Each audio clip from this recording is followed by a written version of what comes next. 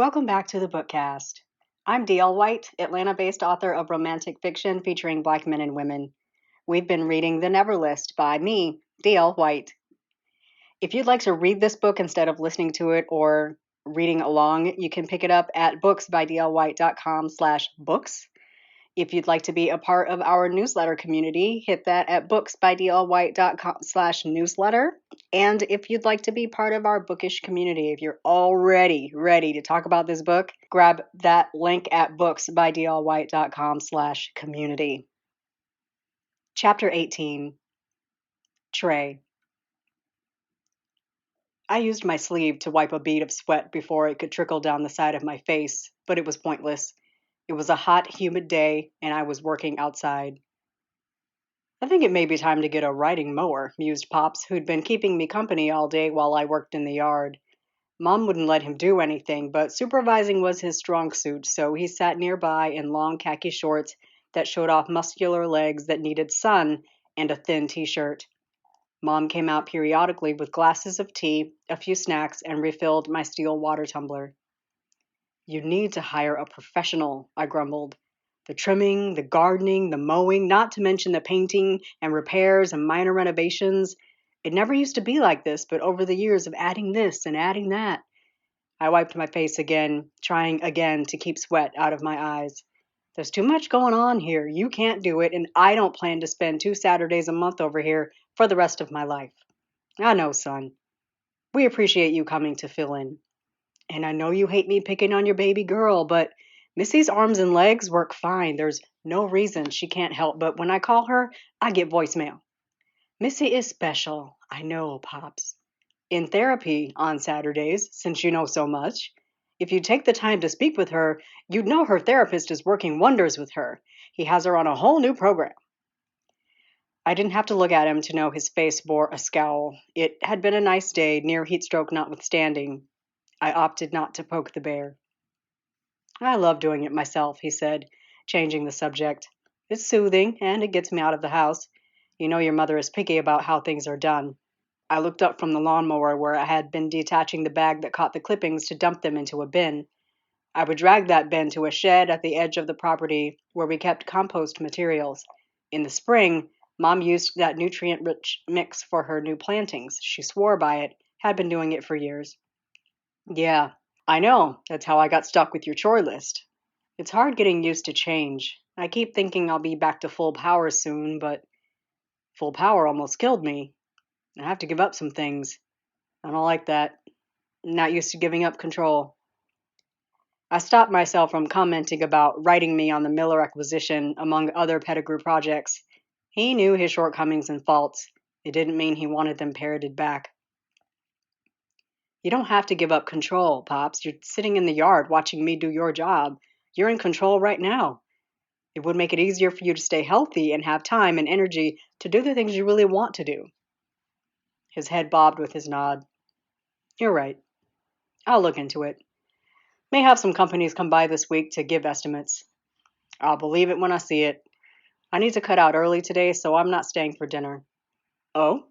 Big plans tonight? Hanging out with a friend, Pops. Oh, well, all right. I'll let your mother know that it's just the two of us for dinner then. He rose from his lounge chair, walked through the emerald green, freshly cut, weeded, and trimmed yard, and entered the house. I set about cleaning off the lawnmower, then dragging the compost bin to the shed. He wanted to press for information just because I was being cagey. I was thankful that he resisted, because I did not want to lie to him about having a date with Esme. We were calling it hanging out, but I wasn't fooled by that term. By the heat level of our last kiss, and the conversation in the office the day before, neither was Esme. Besides, I'd made it plain that I was attracted to her, and that I had every intention of following through with that attraction, and she made it clear that she was open to that. More than that, he could never know about our side deal. It was working, getting me to make progress with Miller, and getting me closer to Esme. Speaking of Esme, I pulled my phone from my pocket and navigated to the text app. She hadn't responded to any texts since the night before, and I hadn't expected any, but I was open to a surprise, flirty text or two if she was so inclined. I thumbed out a short text and sent it. Hey girl, how's your Saturday? The bouncing dots that said she was replying didn't appear right away, so I put the phone back in my pocket and went back to dumping grass clippings into the compost bin. A few minutes later, my phone buzzed. Esme Whitaker. Hi, my Saturday is great. Yours? Weird, but I heard her voice in my head as I read her words. Yard work, I responded, hoping we're still on tonight so I have an excuse to bail. Esme Whitaker. LOL. Yes, we're still on. What time will you be here and where are we going? Does 6 o'clock still work? And you'll find out when we get where we're going.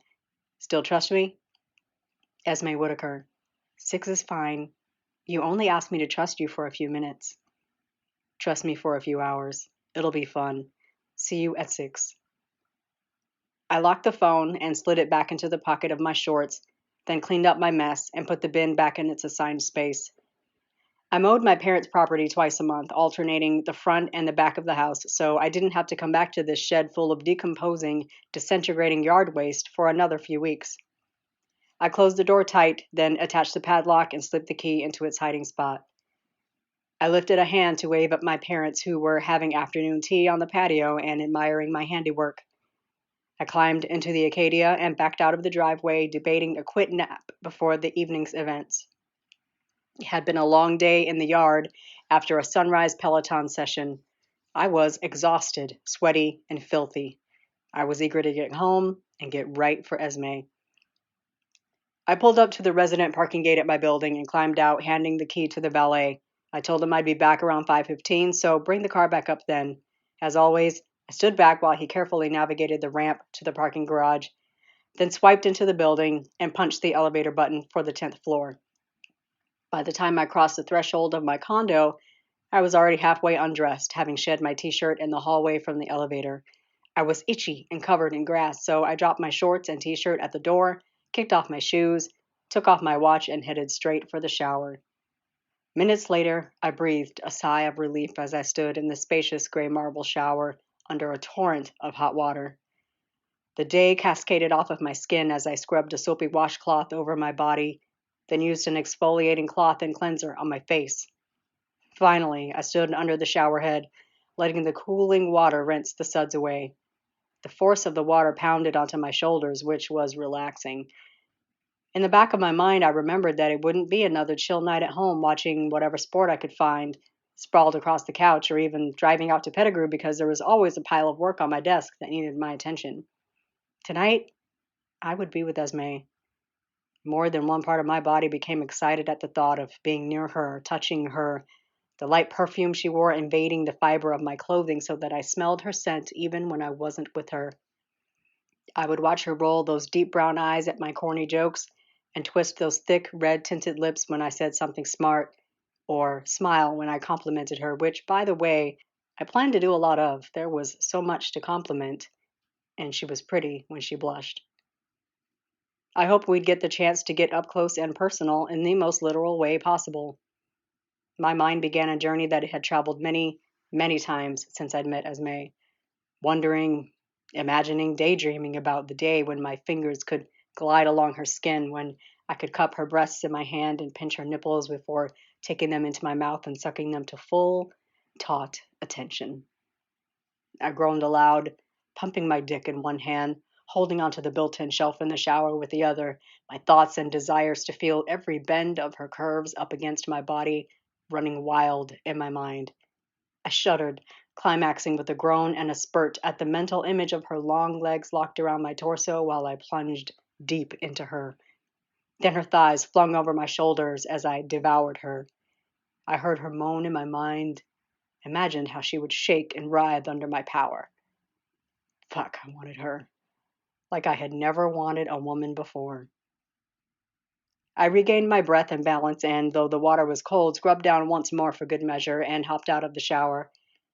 I grabbed a bath sheet from the rack off of the wall and wiped the water away, spent a few minutes replenishing moisture with body oil, and did the same with my hair. I checked my phone and was pleased to see that I had plenty of time to grab a cat nap before I had to head to Esme's house. I set the alarm, then stretched out my limbs out on the bed. Sated, clean, relaxed, I was asleep in minutes. Esme sat across from me, her head bowed over the menu at Two Urban Licks, a rustic warehouse turned restaurant that featured rotisserie cooked meats and seafood alongside fire roasted vegetables. I had every reason to be looking directly at her and still felt like I was doing something wrong. Her hair was piled high on top of her head in a messy bun with curls spilling out. Her black lace top, so sheer that I could see the dark bra underneath, put a tempting amount of cleavage and skin on display. It flared out at the waist, drawing my eye to the curves that I had thought about in the shower.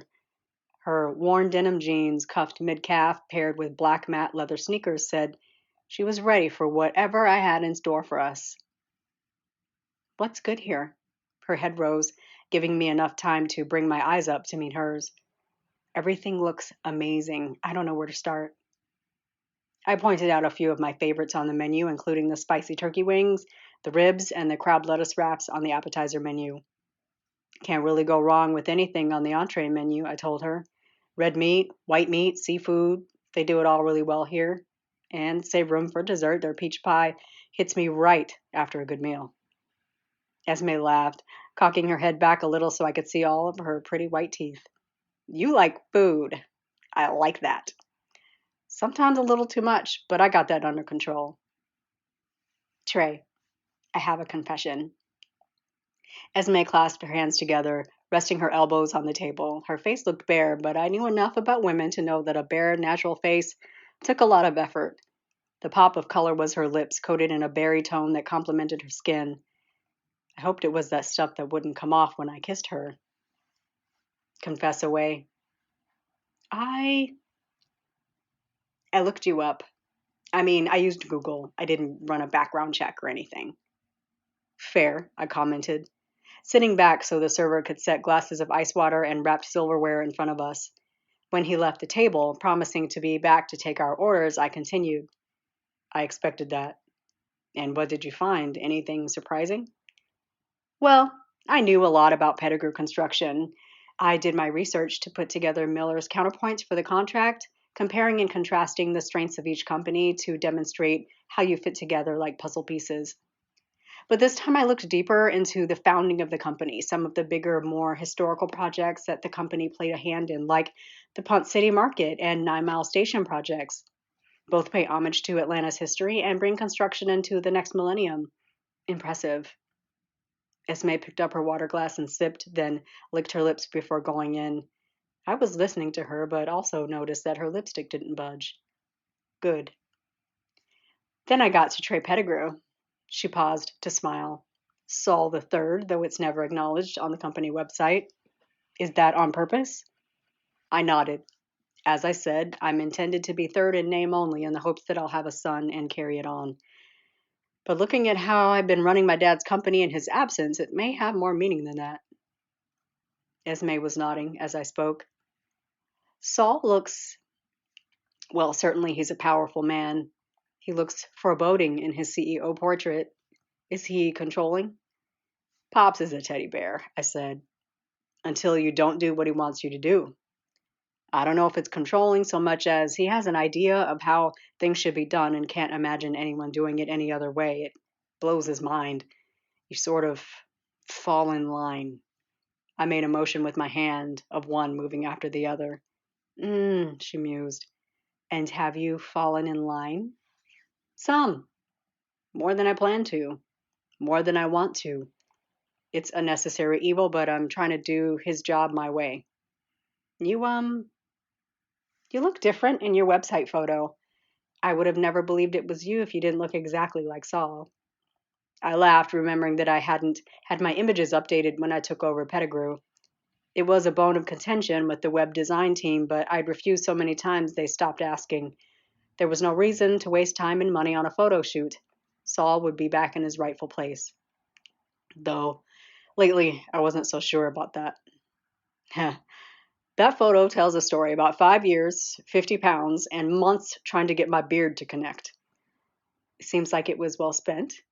You look great. Very handsome. Thank you, Esme.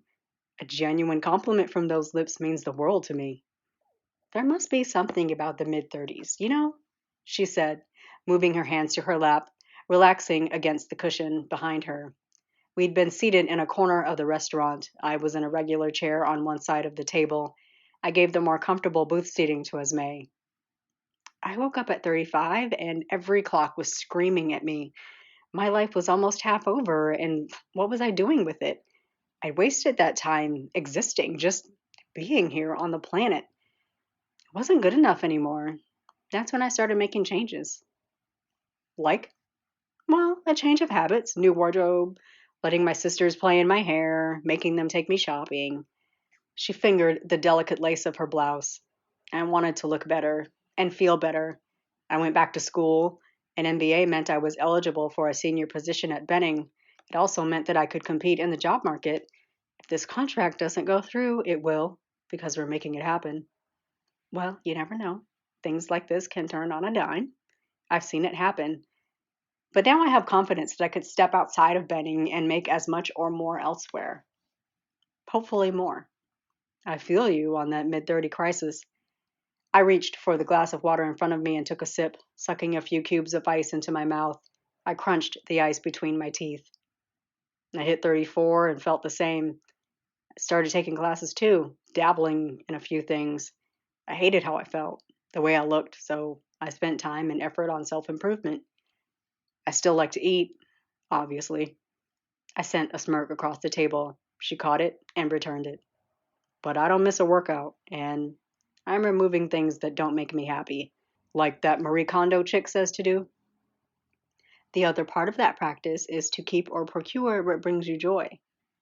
That's where you come in.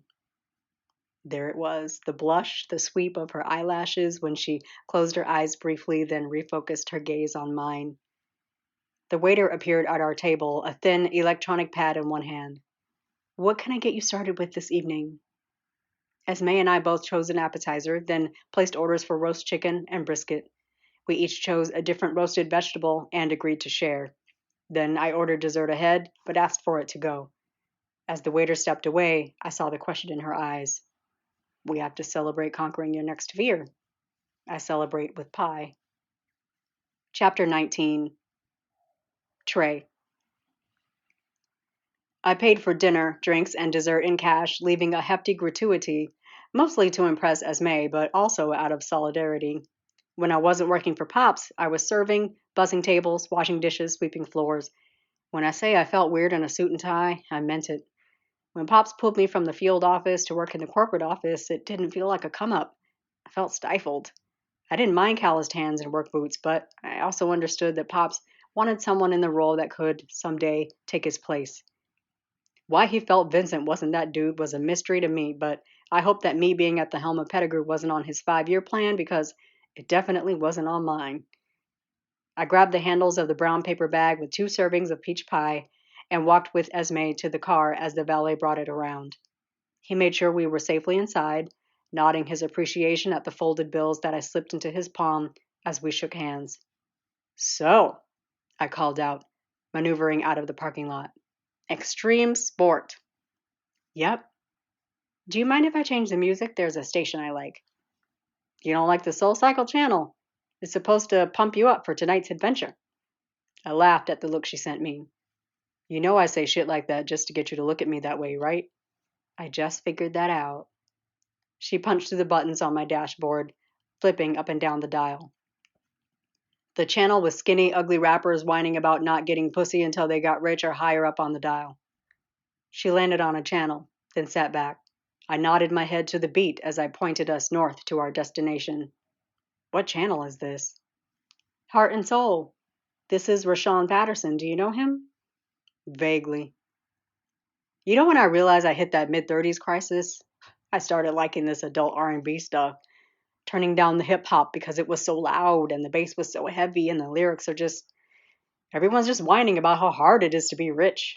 Not being able to find stark white Nikes in your size is an epidemic. When I started going to bed early so I could get up and work out, I shook my head, frowning hard. It was over for this kid. I could pretend before, but I was officially an adult. You know what I did today? I got up early, put on my mama's Aretha Franklin records, I know what's coming, I broke in, already laughing. That's what Saturday was about at our house. Mama waking us up ass early, having me, Jewel, and Jada in a headscarf, scrubbing shit, doing laundry, cleaning our rooms. Now I spend my Saturdays at my folks' house doing yard work. When I got grown, I was going to sleep in on Saturdays, then do whatever I wanted to do. She sucked her teeth. I couldn't wait to get up this morning, strip the bed, mop the floors, clean the house top to bottom, especially since O'Neill isn't around to mess it up. I've become my mother. Maybe that's not all bad. She set a good example. That chick sleeps in now, doing whatever she wants to do on Saturday. So we don't get grown until retirement. We both laughed at that. Does your sister live here, Trey? You don't talk about her much. I sucked my bottom lip into my mouth and chewed on it. I hadn't expected her to ask about Missy. I was never ready to talk about her. Missy, I began, but quickly gave up articulating any thought that she'd be able to understand. The situation with Missy is complicated. I love my sister. It's a lot. I'd like to leave her out of this for a little while. Oh, sure, she replied. Sorry, didn't mean to pry. Nah, don't apologize. I reached across the console and laid a hand on her thigh, giving her a few reassuring taps. We're getting to know each other. You can ask whatever. Just not about Missy. I glanced over at her and tried to soften my expression. I wasn't angry, but she was pressing on a nerve. Not right now, Ez. All right? I saw her head bob in agreement. Then she propped her elbow up on the windowsill and rested her hand in her palm. Are you going to tell me where we're going? It'll be obvious when we get there. Esme didn't ask any more questions or make any more comments. We listened to the radio and watched the traffic as I headed north. After a few minutes, though, she moved her hand to rest on top of mine, then curled her fingers under my palm. And then I could exhale because I knew then that she wasn't angry or feeling weird about how I cut off that conversation. My relationship with Missy had been a sore spot for too long. It was probably something I needed to see a therapist about. I switched lanes, then turned into a parking lot. I slowed to a stop next to an activity center housed in a strip mall, then pulled into a spot. Esme sat up, then leaned forward, squinting to read the neon sign that flashed. Lunar Golf, she read aloud. That doesn't sound very extreme, Trey. We're going over there, I said, pointing to the other side of the building. I watched her eyes grow wide as she read the sign. Laser maze. What is a laser maze? Okay, did you see Ocean's 12? Remember the dude that had to dance through that room around the laser beams? If you break a beam, the alarm goes off? It's like that, but we're not in the middle of a jewelry heist. Oh, Esme paused, then glanced at me and giggled. This is my extreme sport, Trey. You ruled out bungee jumping, so I shrugged. They play Mission Impossible music while you're in there. You can be Tom Cruise. All right, sounds fun. She clapped, then released her seatbelt and popped open her door, making the dome bulb fill the interior with light. Wait, Esme, hold up. Yeah? She paused, turning to me. The excitement in her voice matched the anticipation on her face. I know we're just hanging out, but I'm dying to kiss you. Your lips and that lipstick and the way you smile, just begging me to put my mouth on you. There was always the possibility that she would get out of the car and slam the door in my face. This was Esme, after all. Instead, she leaned toward me, lips slightly parted. I took it as an invitation and pressed my lips to hers. But that peck, that chaste kiss was not nearly enough for me. As many times as the thought of that woman had brought me to climax in the last week, I needed more. I teased her with my tongue, deepening the kiss. Esme purred. The sound brought me out of the trance that her lips had put me in. I pulled back in time to catch her breathy exhale while her eyes were still closed. I've been thinking about kissing you since the last time we kissed, and Esme opened her eyes, finding mine. When you said you wanted to put your mouth on me, I wasn't thinking about kissing. Are you hinting, Esme? Not at all, she shook her head. A benefit of this big age is that I can be straightforward. You said you planned to pursue me. I'm letting you know how very open I am to that. I didn't know what to say to that, honestly. No games, no subterfuge. Did I even know how to deal with a woman that didn't play with me, bat me around like a cat before going in for the kill? Let's do a laser maze. I need to finish my list. The object of the game is to make it through the maze without breaking the beam. Our mission guide was a kid who couldn't be older than 16. He took the tickets I'd printed out at home earlier and went over the rules of play with us. I'd paid for a private game, so Esme and I would be the only two players. If I wanted to pause the game to grab her and kiss her, I didn't want to be holding anyone up. However, you get 2 free beams. If you break a third beam, you have to go back to the beginning. He opened the door to let us into a room that was pitch black and quiet. Then the room exploded in a burst of neon light that narrowed to dozens of thin beams. Overhead, the first strains of the Mission Impossible theme poured from the speakers. Esme's eyes danced, watching the laser beams form across the room. She grinned at me, then tucked her hand into mine. Let's get our Tom Cruise on! We weren't so much Tom Cruise as Tom Green. Esme spent a lot of time rolling around on the floor under high beams and making dramatic leaps to jump over relatively low beams. You don't need to do all that, Esme. You're expending energy you might need later. I stepped over a low beam of light. I'm making it extreme, she shouted, darting from one edge of the floor to the other, then leaping over the same beam I just stepped over. You picked this. I'm making it worth crossing off my list. I grabbed her arm before she could run past me again. Let's make a deal. Another one? I can't wait to hear this one. If we make it through this maze without breaking another beam, because we already broke one, remember? You tell me what else is on your list. Esme's face, or what I could see of it, went blank. Don't shut down on me. I'm half of this equation, Esme. I'm the one doing these things with you. Shouldn't I know what we're doing, what we're working toward? I don't know if I'm ready to share yet. There's two. She huffed, throwing up her hands, then slapping her thighs in what was probably frustration. I couldn't blame her. I was pushing hard, but I needed more. I needed her to let me in more. I wish you knew how much I'm putting myself out here, Trey. I pulled her to me by her hips, tucking her body up against mine. I'm just asking you to trust me. I know I haven't done a lot to deserve it, but please give me a chance.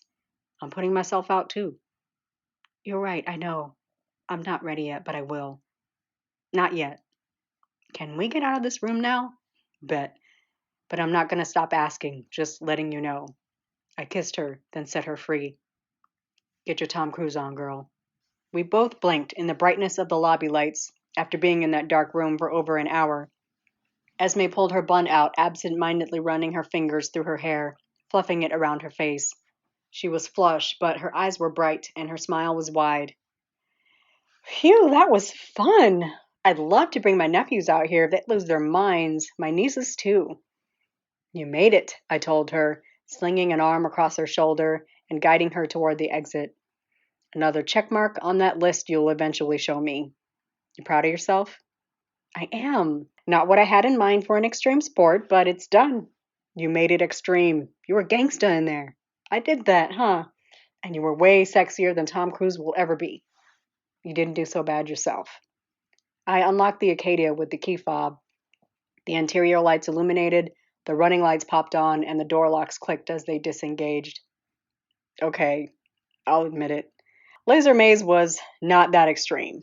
It wasn't, she agreed, laughing. I feel like lunar golf would have been more of a challenge.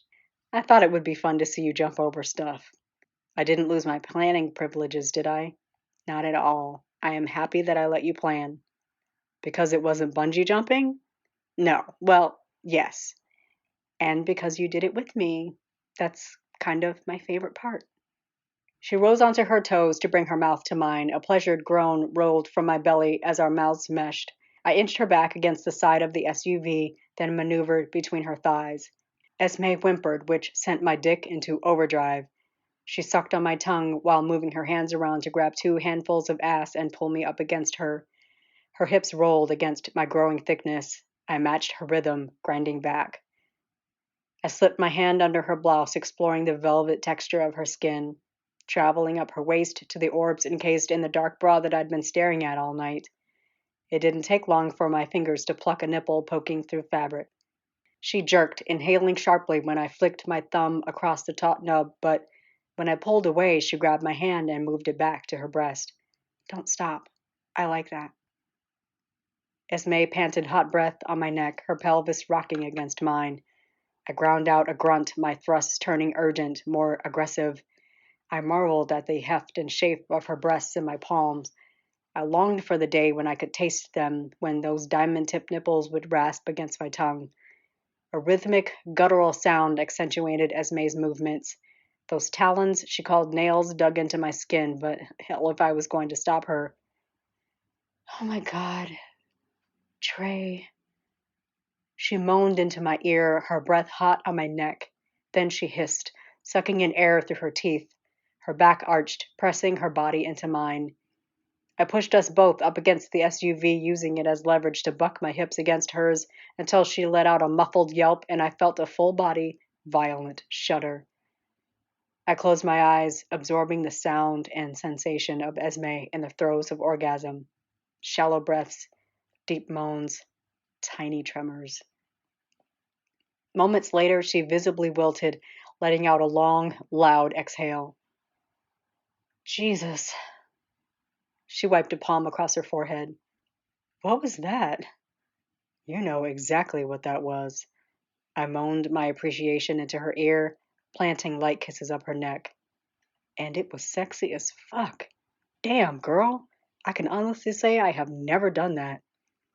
Get your own list, she mumbled, then laughed. Then her eyes popped wide open and she gasped, Shit, we're outside. I'd been so lost in her, so drunk on her, that I had forgotten that we were standing with the passenger side door open. While the lot wasn't full and we were on the opposite side of the truck, we faced a busy main road for the county. The line of trees between the chain link fence and the 4-lane arterial wasn't thick. Anyone stopped at a long red light could have watched that whole scene play out. Come on here. We don't want to get arrested for fucking on Cobb Parkway. I stepped back, offering a hand to help her inside, then closed the door. Then I hopped in, snapped my seatbelt, and reached up to flip the dome light on. Esme turned in her seat to face me, tucking a leg up under her. Her lips were swollen and puffy, her hair a wild mass of curls, her eyes at half-mast. I love how a woman looks after orgasm. So satisfied. Esme looked satisfied. You straight? She nodded. You? I'm real good. You about to cuss me out? She laughed. No, Trey. I'm fine. I'm not ready for tonight to end, though. I feel you on that. You trust me? Yes, she answered, her tongue thick. Why? Field trip, I answered, turning off the dome light and putting the truck in drive. We need a place to eat our pie. Chapter 20. Esme. If my situation were different, i.e., I'd already had sex, I'd have demanded that Trey take me somewhere, anywhere, and give me every inch of what I'd been grinding against until I was hoarse from screaming his name. I was closer to the end than the middle of my sexual peak, but my hormones raged like a hot-in-the-ass co-ed who had her eyes on the sexiest piece of chocolate on campus. It was far from my first orgasm, not even the first with him on my mind, but it was the first that he'd been actively involved in producing, and damn. Even through 2 layers of clothing, that shit felt good. He felt good. When he pulled me to him and held me by my hips, tipping his pelvis into mine, I reflexively clenched, adjusting in the seat. Trey had wedged a hand between my thighs as he drove, so when I moved, he took his eyes off the road briefly, checking me out. Do we need to stop? There's a quick trip up here. I shook my head. No, I don't. You don't need to stop. You don't like quick trip. I like QT fine. I don't use public restrooms. I knew he was going to laugh. I didn't expect him to put so much energy into it. You know what? Fuck you, Mr. Pettigrew. I can't imagine what quirks you have that make you annoying. You've already discovered a few of them. I don't think I have quite so many, though, Esme. What an adventure for me. I guess I get to discover them all. An adventure indeed, he said. I liked the way his voice dipped low when he said that, like he was thinking about the same thing I was thinking about. but probably not in the same way. My thoughts were consumed with the need for him to lay me down, to run those lips over every inch of my skin, to take his time introducing me to the world of sexual pleasure. Being honest, I really, really, really wanted him to fuck me, to be the first to fuck me. I huffed, feeling my body begin to heat up again. Trey squeezed the thigh gripped in his hand. You all right? Yeah. You like that thigh meat, huh? This thigh meat, he squeezed again. This sexy thigh meat right here, these beans and rice that didn't miss you? Yeah, I like it. That okay? I wound my fingers around his, tipping my head back against the seat and closed my eyes. That's more than okay. I don't know when I fell asleep, but I woke up when we hit a bump in the road. It felt like we lurched a foot in the air. We weren't on Cobb Parkway anymore, a major thoroughfare through one of Atlanta's largest counties, and we weren't on the freeway.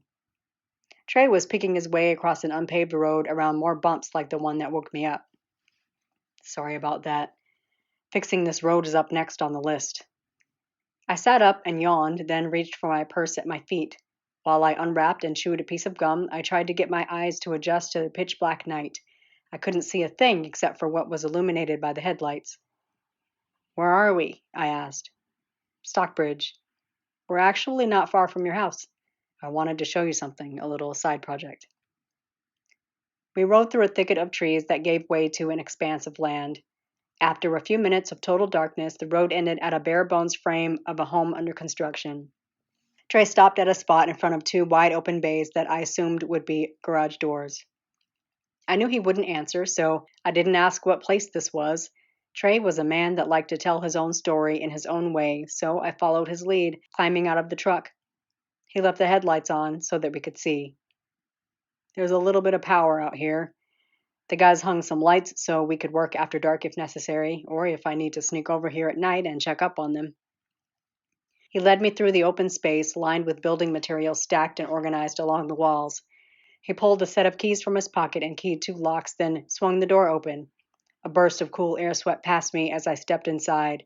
I listened to my sneakers echo across the wide boards that made up the floor. I heard a metal-sounding switch, then a flood of light from a hanging construction lamp lit up the space. Whatever this place was, it was going to turn out nice. We came from the garage, obviously. Mudroom over here, he said, pointing to a small alcove, then continued ahead of me, pointing out the spaces where things like appliances and cabinets and counters would go. I think I'm going to do granite countertops. I haven't picked it out yet. You like to cook? I smirked. That depends on if you're going to ask me to cook for you. He stepped into an open space and turned. Gas range will go here. Built-in stovetop, grill, double oven, microwave, one of those warming drawers. I don't know what that's for, but I hear it's good for resale value. Then over here, he said, pointing to the other end of the room, double sinks, those deep motherfuckers that you could practically bathe in. I'll probably never use it because the dishwasher will be over here too. He made his way around the room, calling out different spaces: pantry, the alcove for the wine refrigerator, storage closets, and the power room where everything would be run and house a state-of-the-art security system. Over here is where things get interesting, he said, leading me to another part of the house. My eyes had adjusted to the darkness by now, but he turned on more lamps. The rooms were spacious, flowing from one end of the house to the other. These are windows? I asked, pointing at boarded-up cutouts in the frame. Yep. The deck wraps all the way around this side of the house. Some doors lead to the outside from every room down here. A lot of natural light from both sides of the house. This is entertainment and living space. Kitchen, dining room, formal living room, family room, theater room. That'll be nice. I'm looking forward to outfitting that. A big office with one of those doors that lead outside to the deck. Then outside, there's all this land. I have landscape plans for the backyard, definitely adding a pool eventually. I want to do something with the acreage without having to maintain it. Thinking about racquetball courts, get my boy Ken out here. He seemed to pop out of his monologue to remember that I was there with him. Do you play? I'm going to let you guess if I've played a sport where a rubber ball comes flying at my face. Trey's laugh was warm as he draped an arm over my shoulder. He led me toward a set of steps that were plain wood, not stained or carpeted, freshly built. Bedrooms are upstairs. Whoa, wait. Are these safe? Nah, I plan to lead you up these totally unsafe steps. I thought you trusted me. I have terrible luck, remember?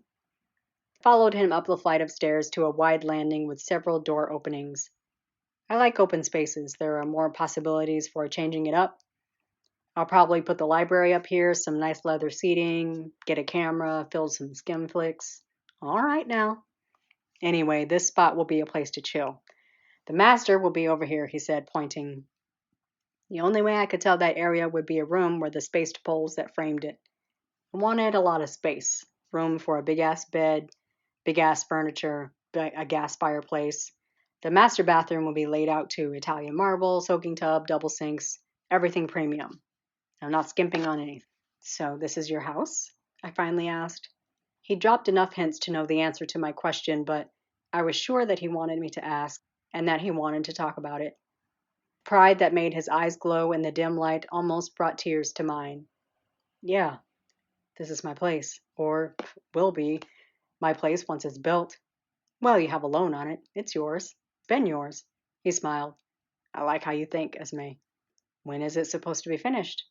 I'm hoping to be moving by Christmas. He looked around, squinting and bobbing his head. Might be tight. They'll likely be still finishing some things, but I want the big things done by then. A breeze whipped through the open, unheated space. Got kind of cold tonight, huh? He pulled me to him, wrapping his arms around me and dropping a kiss on my forehead. I already loved being in his arms. I'm fine right now, though. I felt his chuckle through his chest. Let's go to the car. I can turn on the heat, and we can eat our celebratory pie. Trey pulled the truck into the garage, turned on the heat and the radio, and lifted the hatch in the back so that we could sit in the trunk space behind the rear seat. Then he unpacked our individual dishes of pie, which were cold and congealed by now, but it didn't matter. I was happy to swing my legs and eat pie in the back of a truck listening to Jill Scott in the middle of nowhere. Why did you want to show me the house you're building? I asked before sliding another slice of pie into my mouth. Because I'm proud of it, he answered, around a mouthful. And because, we talked about that glow up period when we both decided to be better people. Yeah, you said you started dabbling in stuff. You built a house? I designed this house. You got an MBA. I got a Master of Architecture. My jaw dropped. All of those jabs about him going to a fancy school suddenly seemed shallow and uninformed. Trey shoveled another forkful of pie into his mouth and chewed, grinning at me. I felt like shit. I I shook my head, still in surprised mode. I'm sorry, Trey. I forgive you for thinking I'm a pedestrian dude with a little 4-year degree from a state school. That's not. Trey's laugh cut through the dark, quiet night. Esme, really, I'm not precious about it. It was something I wanted to do, but I couldn't miss a lot of work. The University of Florida offers an online program. It's slower, and I had to fly down for some week-long seminars and group activities, but what else was I going to do with my time? While I was at it, I got LEED certified. Now I can build green homes and buildings. But your family owns a construction company. Did Saul say you had to get another degree? Nope, he had nothing to do with it. But it was strategic. This is what I really want to do, design and build smart, sustainable homes like this. This house is a prototype. It's everything I wanted, and I needed to know that I could dream up something that could be applied to modern design. I needed to draft it, to plan it, and contract it to be built. Trey shrugged. I'm not trying to flex, but I make good money being a Pettigrew. Every assumption you probably have about me is true. Saul Sr. left me a little trust fund. I work for my father at a well-off business that I'll probably inherit. By the time it mattered, I was a kid with rich parents living with a lot of privilege even though I'm black. I'm spoiled and not used to hearing no.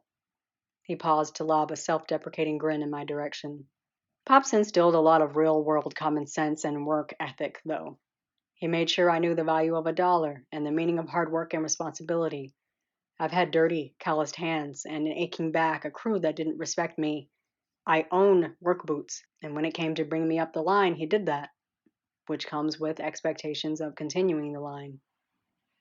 How does Saul feel about the architecture degree and you designing your own house? Well, Trey inhaled.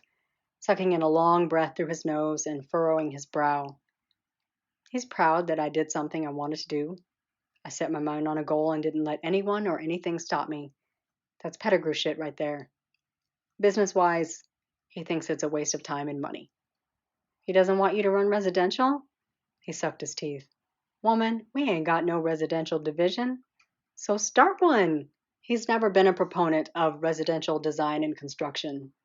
Too many variables.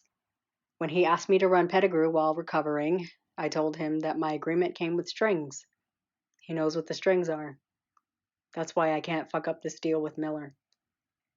I understood at that moment what the acquisition meant to him and what hung in the balance. If he screwed up, an opportunity to fulfill his life stream would dissipate like vapor in warm air. He'd have to leave Pettigrew and strike out on his own, which would probably break Saul's heart, and, given his health struggles, Trey wouldn't do that. I also understood that the Never List played a part in this game and seemed like a petty pawn to play. Trey. I elbowed him to get his attention. He sat with his back against the seat, one leg bent so his elbow rested on his knee. We don't have to keep doing the list just to get concessions on the contract. If you make reasonable efforts to negotiate, Miller will work with you. He wants it to happen. He's just not giving up his company without a fight. I appreciate that you offered, but helping you with the list isn't about the contract. My brow shot up. It's not? What's it about then? Really, Esme?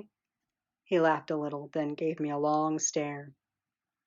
The list is about you, Esme. About spending time with you one-on-one, finding out what's important to you, how you think, what makes you tick, what holds your attention, what brings you fear. Contract concessions tied into it is, honestly, to make the tedium fun. He pushed out a short puff of air and shook his head. We can't even really mention this deal to anyone.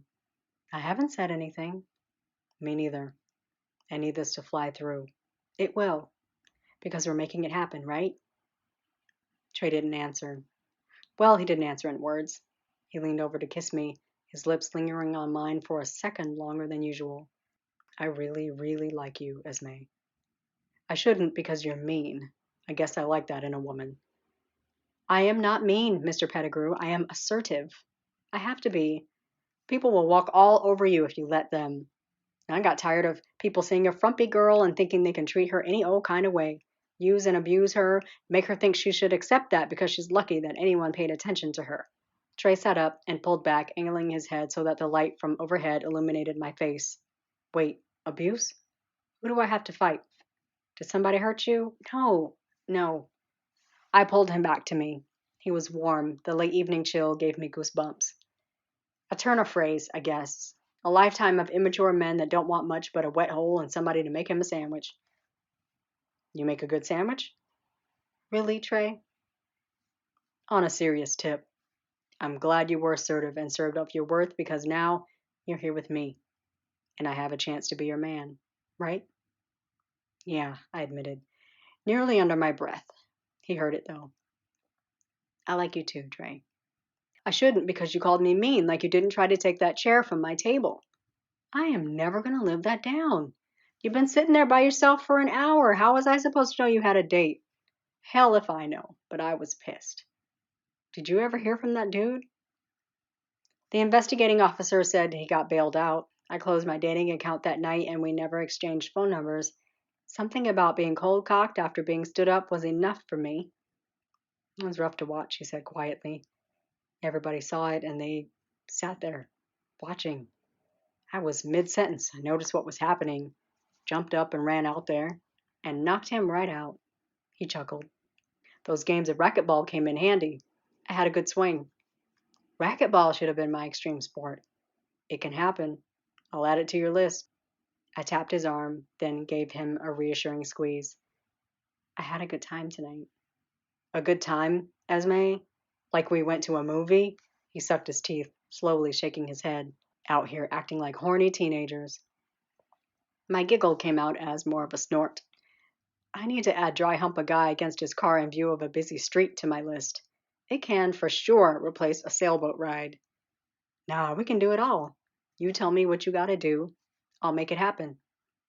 I tipped my head up, brushing my lips against his cheek. He turned his head so that I got his lips. I kissed those too. Then I shifted so that I sat on his lap, straddling him. His hands automatically flew to my ass and molded to my shape. Hey, girl, he mumbled, his lips brushing mine. Hey.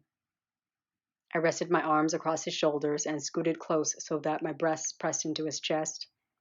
Did you have a good time tonight? I had a real good time. Hope I'm not done having a real good time. No, I mean, did you have a good time? Silence from Trey, and then, you want to know if I came? Yes. Did you? Esme. Trey's mouth dropped open, but no other sounds came out. I took that to mean that he didn't. Do you want to? I mean, always. Do I want you to make me come? He chuckled, the sound coming from deep in his throat. In so many ways. In due time, I hope. I'm not asking for that from you tonight. It's only fair, Trey. I got mine. I got mine too, he protested. You feel good to me. Any way I get to touch you, I'm winning. I'm straight, really. Okay, what if I drew my bottom lip into my mouth, catching it with my teeth before releasing it again while I held his gaze. Bold, Esme. Make it happen. Get what you want. When we danced together the other night, you were hard. I cannot stop thinking about it. I've been imagining and dreaming and, honestly, getting off on those thoughts and dreams. And after tonight, I want to see you. I want to touch you. I want to taste you. And you want to do that right now, out here. These trees make good cover, unlike Busy Cobb Parkway. What, you need perfect lighting and presentation to show me your dick? Nah, whip it out, so do that. You want this because you came and I didn't. I'm not keeping score, Esme. I want this because you got a big old dick and I want to see it. That made him laugh. Is this a thing on your list? No? I laughed with him, then cupped his face and kissed his lips. I'll tell you when it's a thing on my list, but I'll drop it if the answer is no. It's not no. It's never going to be no. You don't have to, though. I know. But I want to. So, yes? Trey sighed, trying hard to sound like getting head was going to be a chore. He stretched an arm to the edge of the trunk behind the seat he leaned against and flipped a lever. He did the same behind the other seat, then pushed both seats back so they laid flat. I took the hint, dismounted from his lap, and moved further inside. He reached for the door latch and pulled the rear hatch closed. The dome light turned off, dunking us in nearly pitch-black darkness. Trey reached up to press the buttons and turn the low interior lights on, then stretched out next to me. I want to see you, but I can turn it off if it's fine. In moments, I was enveloped in his scent as he pulled me closer to him. His lips brushed across mine softly, gently a few times. He worked his way across my jaw to my ears, nibbling the lobe for a few moments before leaving a trail down my neck and across the exposed skin of my chest. Esme, Trey whispered, while he tucked a hand under the hem of my shirt. He palmed a breast, his thumb resting on the tip of a raised nipple. My breath quickened with the anticipation that at any moment he would rub his thumb across the hardened knob. Am I supposed to be able to see your bra, like, through your shirt, because I've been trying not to stare all night? I giggled. Yes, it's part of the outfit. Thought I was being sexy. Oh, you are. You very much are. His thumb whispered over the fabric of the thin bra, bringing a wave of electric pleasure that made me writhe and squeal even while he kissed me, swirling his tongue around mine before pulling back with a deep, lusty groan. Trey moved his hand to my waist and pulled me up against him. His erection was present and accounted for. Feel this? Feel me? He tilted his pelvis so that I felt him, all of him. This is what happens when I'm having dinner in one of Atlanta's finer restaurants, staring at you because I wish I could take that bra off and put your nipples in my mouth. You should have said something. I sat up, grabbed the hem of my blouse, and pulled it over my head. I would have whipped them out for you. When I pulled my hands behind me to unclasp the bra, Trey went to work unbuckling his belt, then undoing the button and zipper on his jeans. He stopped there, leaving them open to expose a dark pair of briefs because the moment the clasp was released, my breasts dropped. He reached over to cup a breast in the palm of his warm hand. He only had to tip forward to swirl his tongue around an areola before closing his mouth around one, then the other nipple. I hadn't felt the rasp of a tongue across my skin in so long that I'd forgotten the pleasurable sensation, but it rushed back to me, and I didn't want him to stop. "Damn," he said, following up with a groan. "Is that a good damn?" "That is the best damn. You taste like brown sugar. You feel good in my mouth." His pants were open, so I went for it, sliding a finger under the band of his briefs, then daring to go further until I felt him thick and smooth. And warm, so warm. Trey made it easier for me, easing his briefs down so that I could pull his dick out. I estimated about 8 inches of manhood, jutting from his body angled up toward me.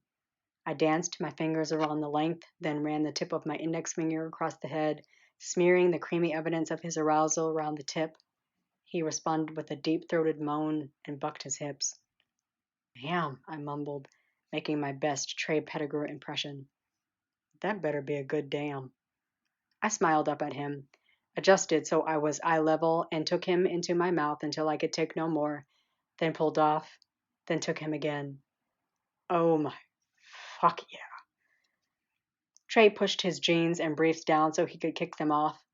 I moved to sit between his legs, encouraged by the nonstop sounds coming from him.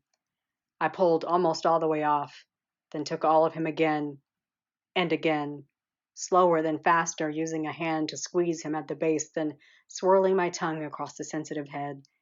I rolled my eyes up to meet his before taking him again. Fuck. His voice sounded tight, taut, full of emotion, but he was holding back. "This feels so good. Your mouth is amazing. Is it good for you, baby? Do you like that?" I moaned, still full of him, still moving my mouth and my hands on him, building a rhythm to take him higher. He hissed, rolling his hips in sync with me for a few moments before he sat up, cupped my chin, and pushed me back. Trey took his dick into his own hand, pumping with a roughness that I was too ladylike to perform, but I took mental notes in case I ever got the chance to duplicate the technique. Ah! He cocked his head back, the sound of him filling the interior of the SUV. A warm spurt hit my chest and splashed up to my chin. "Oh!" I yelped. He tipped his head up at my sudden sounds, then his eyes widened. "Oh, shit, I'm sorry. I didn't mean to. No, it's okay. I'm in the line of fire. I should have realized." I started laughing, taking in my view of Trey with his dick in his hand, still seeping from the tip, and my bare chest covered in ejaculate. "This is funny? This is hilarious!" I shrieked, laughing harder. Trey chuckled along, but eyed me, probably in case I was laughing maniacally and not genuinely amused. "I might not be able to hang out with you anymore. 3 new things in one night is a lot. Do you have any napkins?" "Yeah, hang on." Trey sat up, reaching to press the button to open the glove box where a curiously large assortment of napkins, ketchup packets, and silverware in plastic wrap was stuffed inside the compartment. At my wide-eyed stare at his stash, he shrugged. I I used to work in the field on job sites. These guys eat a lot of fast food and food truck fare.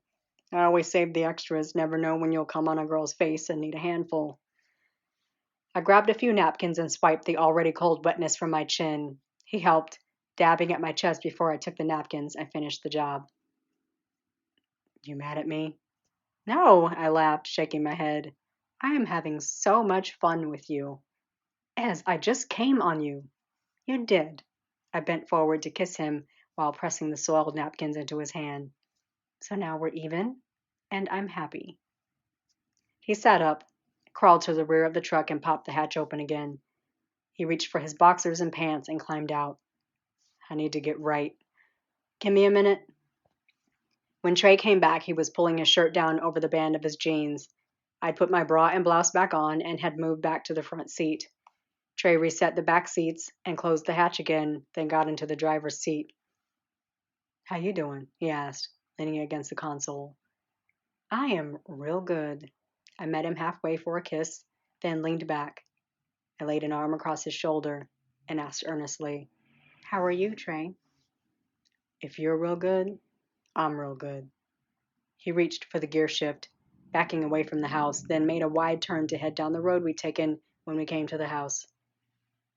It's been an eventful evening, Miss Whitaker, but I'm taking your exhibitionist ass home before you get me arrested. Thank you for joining me for this episode of the Bookcast. We've been reading The Neverlist. Again, if you want to buy this book to read along or read ahead or read on your own, it's booksbydalewhite.com/books. See you next time.